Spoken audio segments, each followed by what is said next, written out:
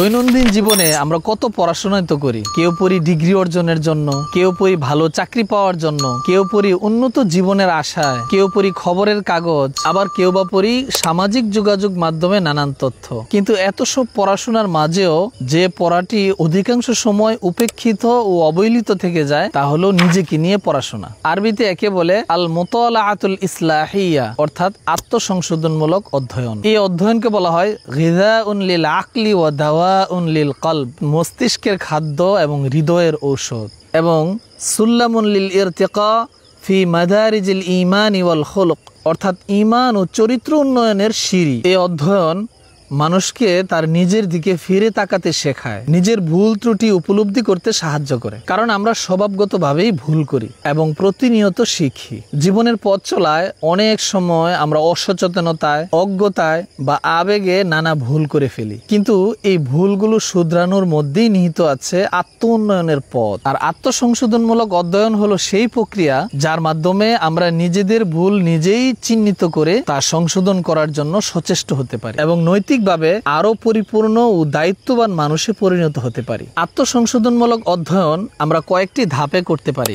এক, আত-তাহলিলুজ জাতি, আত্মসমালোচনা, অর্থাৎ নিজের চিন্তা, আচরণ ও কর্মকাণ্ড সম্পর্কে সচেতন হওয়া। আমি কি ভাবি, কি বলি, কি করি, এই প্রশ্নগুলোর জবাব খোঁজার চেষ্টা করা। দুই, তাহদিদুল আখতা, ভুল শনাক্তকরণ, অর্থাৎ নিজের চরিত্রে বা অভ্যাসে কোন জিনিসগুলো উন্নতি সাধনে বাধা সৃষ্টি করছে এবং কোন কাজগুলো ভুল ছিল তা খুঁজে বের করা। তিন, আল ইআতিরাফ, স্বীকারোক্তি, অর্থাৎ নিজের ভুল বিনয়ের সাথে স্বীকার করা এবং অনুতপ্ত হওয়া ও দায়িত্ব নেওয়া। চার, ওয়াজউ খুত্তা লিত্তাগয়ির, পরিবর্তনের পরিকল্পনা, অর্থাৎ কিভাবে নিজেকে উন্নত করা যায় সে বিষয়ে পরিকল্পনা গ্রহণ করা, যেমন কেমন আচরণ করব, কি এড়িয়ে চলবো, কাকে অনুসরণ করব ইত্যাদি। পাঁচ, আল মুমারাসা ওয়া তাকউইনুল আদাত, চর্চা ও ইতিবাচক অভ্যাস গঠন, অর্থাৎ প্রতিদিন নিজেকে মূল্যায়ন করে ইতিবাচক চিন্তা ও ভালো অভ্যাস গড়ে তোলার চেষ্টা করা।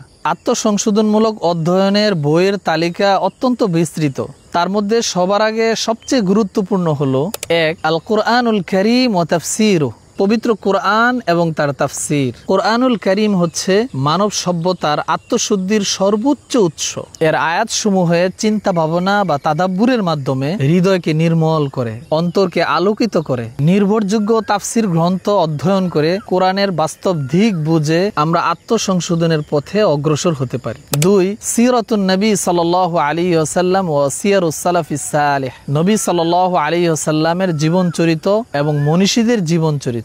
রাসূল সাল্লাল্লাহু আলাইহি ওয়াসাল্লামের জীবন চরিত ও সাহাবা ও সালাফে সালেহিনদের জীবন চরিত অধ্যয়ন করলে আমরা জানতে পারি তারা কিভাবে নিজেদেরকে সংশোধন করতেন, কেমন ছিল তাদের চরিত্র এবং আত্মশুদ্ধির প্রচেষ্টা।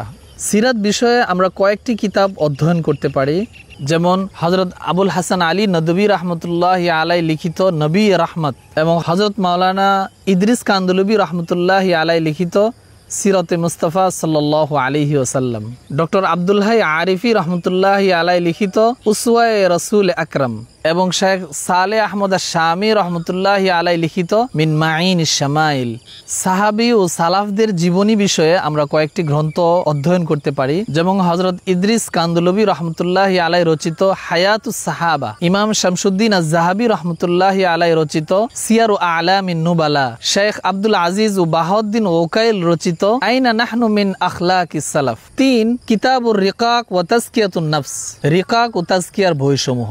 এই ধরনের বইগুলো অন্তরকে নরম করে, আখিরাত স্মরণ করিয়ে দেয় এবং গাফিলতি থেকে দূরে রাখে। এই বিষয়ে আমরা কয়েকটি গ্রন্থ অধ্যয়ন করতে পারি, যেমন ইমাম গাজালি রহমতুল্লাহি আলাই রচিত ইহয়া উলুমুদ্দিন, ইমাম ইবনুল কাইয়িম আল জাওজি রহমতুল্লাহি আলাই রচিত মাদারিজুস সালিকিন এবং শেখুল হাদিস মুফতি মুহাম্মদ তকি উসমানী দামাত বরকাতুহুম রচিত ইসলাহি খুতুবাত ও ইসলাহি মাজালিস। আল্লাহুম্মা ওয়াফিকনা লিল আমালি বিমাস্তাফাদনা মিনহু আমিন ইয়া রাব্বাল আলামিন।